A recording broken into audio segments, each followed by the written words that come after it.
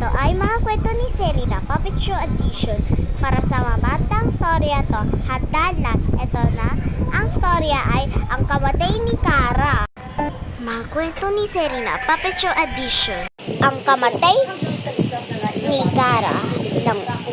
Ng unang panahon, ang kapatid ni Kaulay na si Kara. Habang siya lalakad ng eskwelahan, yung klase ni Kaulay, sinasakyan yun sa kutsilyo. Hulo, yayori yung mga nanay nila. Nangyayari salay sila, bakit ganyan sabihin? Habang nakita si Kaulay, napapatay yung kapatid niya. Habang ay ganyan, sabihin dito. Habang lalaki talaga, sabihin. Ano, bakit mo yun? Inibig si Kara. Habang nililibig si Kara. Dahil sabihin, lumiyak si Kaulay.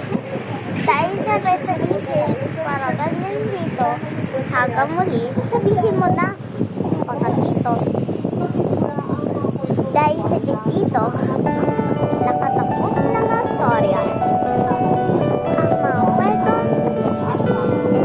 sabihin mo na. Para, yan, maraming salamat sa storya. The end.